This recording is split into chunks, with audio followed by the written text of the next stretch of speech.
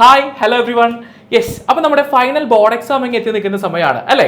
അപ്പോൾ ബയോളജി എങ്ങനെ പഠിക്കണം, ഏതൊക്കെ ചാപ്റ്ററിൽ നിന്ന് എത്ര മാർക്കിനുള്ള ക്വസ്റ്റ്യൻസ് ചോദിക്കും, ഇങ്ങനെയുള്ള കൺഫ്യൂഷൻസ് ഒക്കെ ഉള്ള സമയമായിരിക്കും നിങ്ങൾക്ക്.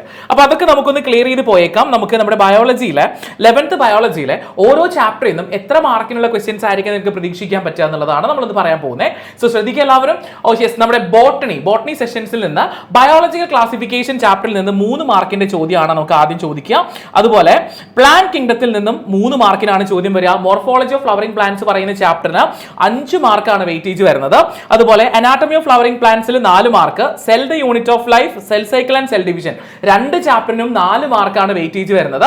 ആൻഡ് ഫോട്ടോസിന്തസിസ് ഇൻ ഹയർ പ്ലാന്റ്സും അതുപോലെ റെസ്പിറേഷൻ ഇൻ പ്ലാന്റ്സിൽ നിന്നും 6 മാർക്കിന്റെ ചോദ്യങ്ങൾ നിങ്ങൾക്ക് പ്രതീക്ഷിക്കാം.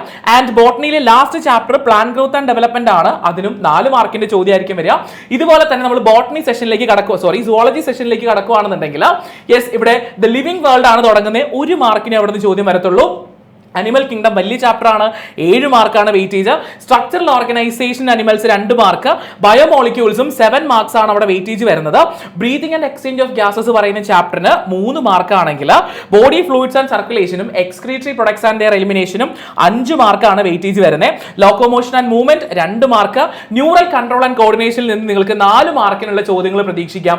And last chapter chemical coordination and integration 5 മാർക്കിനുള്ള ചോദ്യങ്ങൾ ചോദിക്കുന്ന ചാപ്റ്റർ ആണ്. സോ വെയിറ്റേജ് പ്രിഫറൻസിൽ മാർക്ക് കൂടുതലുള്ള ചാപ്റ്ററുകൾ മക്കൾ എന്ത് ചെയ്യുക, ആദ്യം പഠിച്ചു തീർക്കുക. അതൊരു അടിപൊളിയായിട്ട് ഫൈനൽ ബോർഡ് എക്സാം എഴുതുക. അപ്പോൾ all the very best for your board exams.